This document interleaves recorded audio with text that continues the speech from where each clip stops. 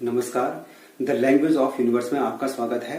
जो आज का वीडियो है ये क्लास 9th एनसीईआरटी साइंस से लिया गया है, chapter number 11 work and energy. आज के वीडियो में हम न्यूमेरिकल्स करेंगे, इस चैप्टर के सभी न्यूमेरिकल्स करेंगे और साथ ही साथ इस न्यूमेरिकल्स में जो भी फिजिकल क्वांटिटीज यूज होंगी साथ ही साथ हम उनको डिस्कस भी करेंगे। इससे जो हमारे कॉन्सेप्ट होंगे वे यहाँ पर बेहतर ढंग से क्लियर होंगे। तो सबसे पहले हम क्वेश्चन की बात करते हैं। Page number 148, question number first, जो इस प्रकार से लिखा गया है, a force of 7 Newton acts on an object. The displacement is say 8 meter in the direction of the force. Let us take it that the force act on the object through the displacement. What is the work done in this case? अर्थात एक वस्तु पर 7 Newton का force लगता है जिसकी वजह से उसमें 8 मीटर का डिस्प्लेसमेंट देखा जाता है। और यहाँ पर एक और बात यहाँ पर दी गई है कि जो डिस्प्लेसमेंट है वो फोर्स की दिशा में है या फोर्स डिस्प्लेसमेंट की दिशा में है। ऐसी अवस्था में किया गया कार्य कितना होगा? तो सबसे पहले हम यहां पर लिख देते हैं given force is equal to है 7 newton and displacement is equal to है 8 मीटर। अगर हम वर्क की बात करें तो work is the physical quantity which is equal to the product of force and displacement. तो हम जानते हैं कि वर्क क्या होता है, वर्क होता है फोर्स इंटू डिस्प्लेसमेंट के बराबर। अगर हम फोर्स की बात करें तो what is the value of force, ये कितनी है, 7 न्यूटन के बराबर है। और डिस्प्लेसमेंट किसके बराबर है, यह 8 मीटर के बराबर है। 7 8 जा 56 न्यूटन मीटर। ये आपका रिक्वायर्ड आंसर है इसका। ठीक है, आप इसको इस प्रकार से भी ले सकते हैं, W इज इक्वल टू 56 और 1 न्यूटन मीटर की वैल्यू होती है जूल के बराबर। तो ये आपका आंसर हो गया। आप इसको उतार सकते हैं। इसका अर्थ ये हुआ कि अगर किसी ऑब्जेक्ट पर 7 न्यूटन का फोर्स लगता है तो ऐसी स्थिति 7 न्यूटन का फोर्स लगता है और उसके कारण वह वस्तु 8 मीटर तक डिस्प्लेस होती है। तो ऐसी अवस्था में किया गया कार्य 56 जूल होगा। चलिए अब हम चलते हैं नेक्स्ट प्रश्न की ओर। तो जो आपका नेक्स्ट प्रश्न है यहाँ पर वो आपका यहाँ पर है पेज नंबर 149 और यहाँ पर लिखा गया है, यहाँ पर page number 149 question number first. यहाँ पे लिखा गया है when do we say that work is done. हम कब कहते हैं कि कार्य हुआ है? तो देखिए, कार्य के लिए 2 प्रकार की मैथमेटिकल कंडीशंस होती हैं। उन मैथमेटिकल कंडीशंस का पास होना अनिवार्य है। चलिए मैं उनको यहाँ पे लिख देता हूं, उसके बाद आपको उनको समझाता हूं। देखिए, और मैंने वो क्यों लिखी है इसके बारे में मैं आपको लिखने के बाद बताऊंगा। ठीक है, तो देखिए यहाँ पर work is done if 2 conditions are satisfied. Conditions are satisfied.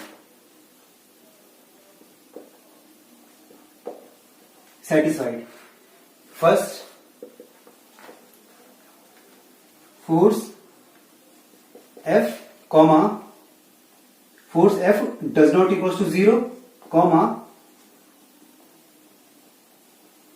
Displacement D does not equal to 0। पहली कंडीशन क्या है कि फोर्स भी 0 ना हो और डिस्प्लेसमेंट भी 0 ना हो। दूसरी कंडीशन यहां पर क्या है, दूसरी कंडीशन यहां पर है आपका फोर्स, द डायरेक्शन ऑफ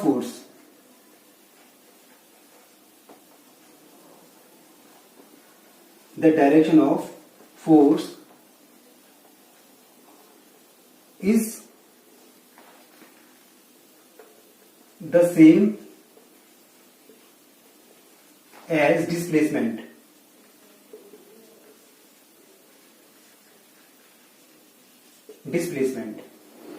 यानी फोर्स की दिशा वही हो जो डिस्प्लेसमेंट की है एंड और अपोजिट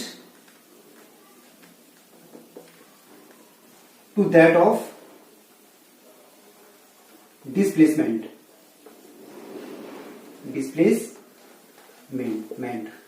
इसका मतलब ये हुआ कि जो फोर्स की दिशा होनी चाहिए वह डिस्प्लेसमेंट की दिशा में होनी चाहिए और साथ ही साथ अगर ऐसा नहीं है तो ऐसा होना चाहिए, या तो फोर्स डिस्प्लेसमेंट की विपरीत दिशा में हो। जैसे ये मोबाइल है, अगर इस पे फोर्स लगता है और डिस्प्लेसमेंट इधर की साइड है तो आप देख सकते हैं कि डिस्प्लेसमेंट भी वही है, फोर्स भी वही है। इसका मतलब कार्य हुआ है। दूसरी स्थिति में अगर फोर्स इधर लग रहा है और डिस्प्लेसमेंट इधर हो रहा है, तो ऐसी स्थिति में आप देख सकते हैं कि the direction of the force is opposite to the direction of displacement. In this case work is done. अब हम बात करते हैं कि दो मैथमेटिकल कंडीशन जो हैं ये आई कहां से हैं, तो थोड़ा सा हाई लेवल का है। अगर आप जानना चाहते हैं इसका आंसर तो मैं आपके साथ इसको डिस्कस कर लेता हूं। देखिए जरा यहाँ पर इसको मैं मिटा लेता हूं, आप इसको नोट कर लीजिए, ठीक है। तो चलिए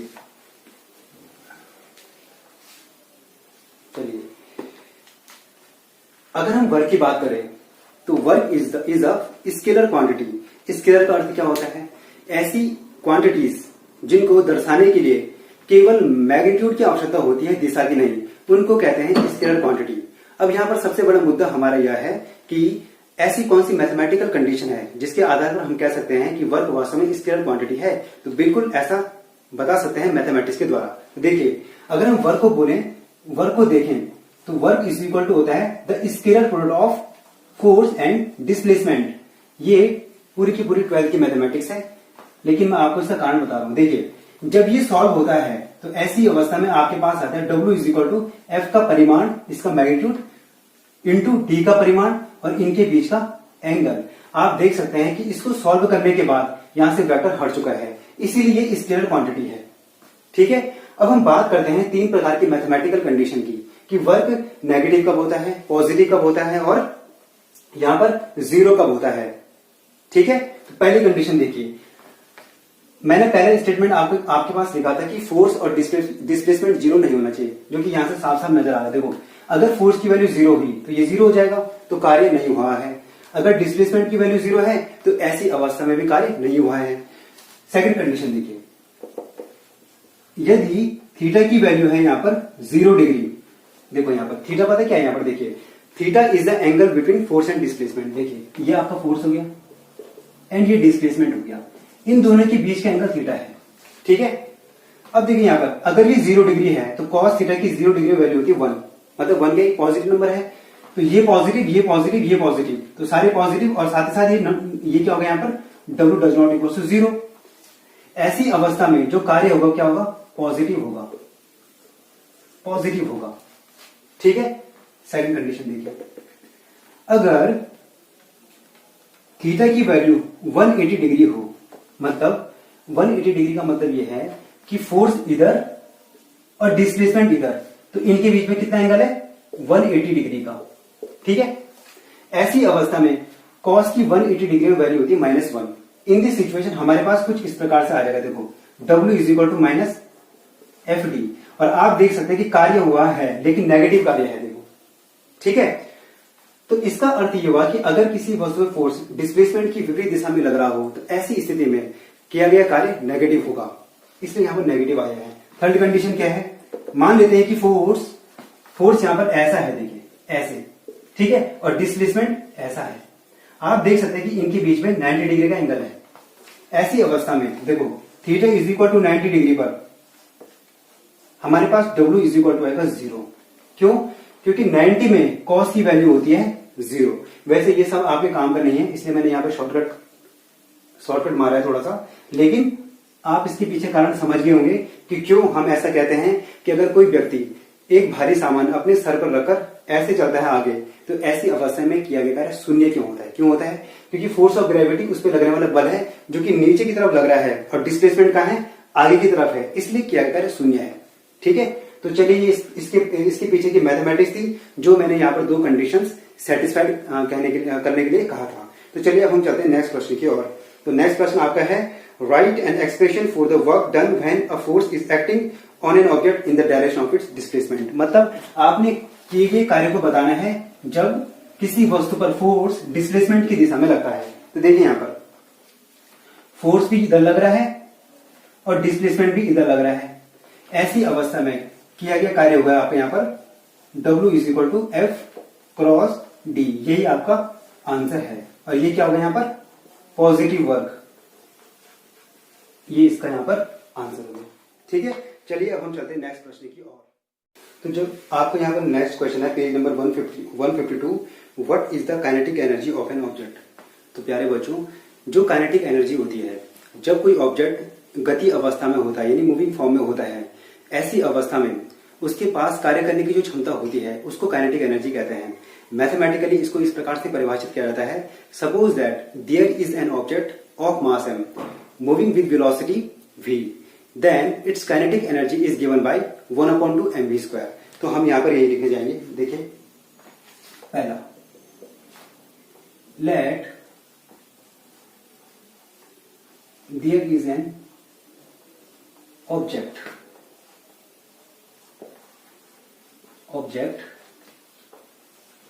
of mass m moving with velocity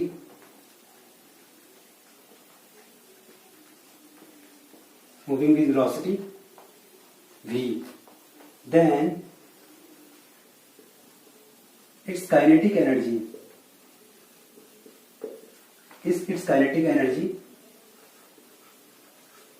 is given by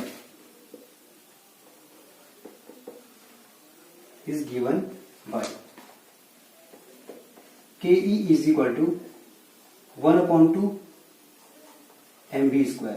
ये आपका इसका आंसर है। तो जो हमने ये वाला क्वेश्चन था, question number first, page number 152, उसका ये आंसर है। आपने इतना लिखना है इसके बारे में, ठीक है। तो चलिए अब हम चलते हैं नेक्स्ट क्वेश्चन की ओर। तो यहां पर लिखा हुआ है right an expression for the kinetic energy of an object. उसका आंसर भी सेम यही होगा, आपने पूरा का पूरा यही लिखना है, ठीक है। अब चलते हैं हम थर्ड क्वेश्चन की ओर।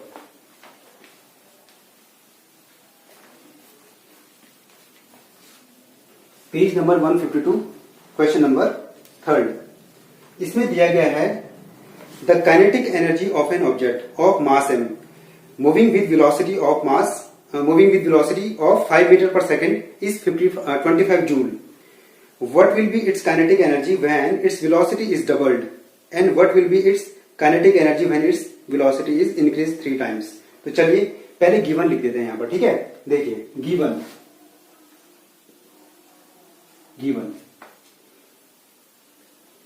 u is equal to initial velocity u is equal to 5 meter per second, ठीक है। चलिए इनिशियल काइनेटिक एनर्जी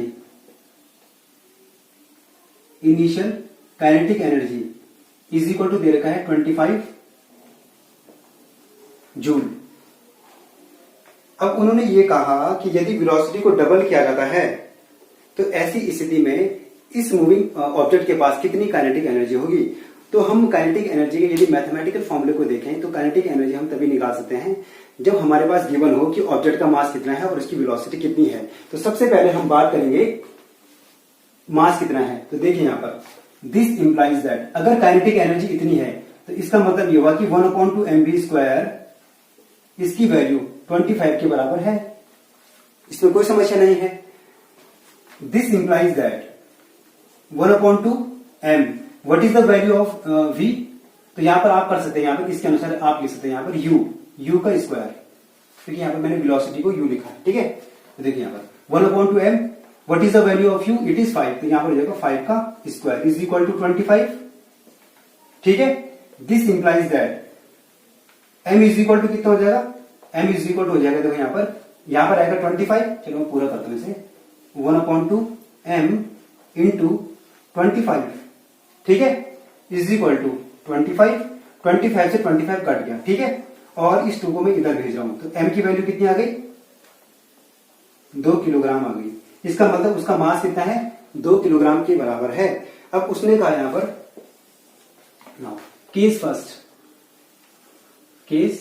फर्स्ट उसने कहा यहां पर कि जो वेलोसिटी है यदि उसको डबल कर दिया जाता है तो ऐसी अवस्था में उसके पास कितनी काइनेटिक एनर्जी होगी। तो case first given velocity is equal to आप इसको v1 भी कह सकते हैं, ठीक है। Velocity is equal to 2 into double of first initial velocity और ये हो जाएगा 2 इंटू u की वैल्यू कितनी है 5, तो ये कितना हो जाएगा यहां पर 10 मीटर पर सेकेंड। तो जो काइनेटिक एनर्जी यहां पर होगी आप उसको ke1 कर दीजिए, ठीक है। ये इज इक्वल टू कितना हो जाएगा 1/2 mv², ठीक है। देखिए यहाँ पर is equal to 1/2। What is the value of M? It is 2 kg। 2 और v स्क्वायर की वैल्यू कितनी हो जाएगी यहाँ पर? 10 का स्क्वायर। तो ये कितना हो जाएगा यहाँ पर? 2 से 2 कट जाएगा और 10 ढाई 100, तो 100 जूल। ये आपका फर्स्ट वाला केस है, उसका आंसर है। ठीक है, तो चलिए अब हम चलते हैं यहाँ पर सेकंड केस की तरफ। आप इसको उतार लीजिए, हम चल रहे हैं सेकंड केस की तरफ। ठीक है, तो चलिए। तो जो आपका सेकंड केस है यहाँ पर वो इस प्रकार से है कि वेलोसिटी को ट्रिपल करने पर उसके पास कितनी काइनेटिक एनर्जी है। ठीक है, case second, velocity v2 is equal to 3 times, तो पहले कितनी थी? 5 metre per second. 3 into U is equal to 3 into 5 is equal to 15 metre per second. ठीक है, now the kinetic energy at this velocity is equal to 1/2 mv square. आप यहां पर v2 square कर लीजिए। ठीक है, और यहां पर कर लीजिए v1 का स्क्वायर, और भी अच्छा रहेगा, कोई समस्या इसमें है नहीं। Is equal to 1/2। What is the value of m?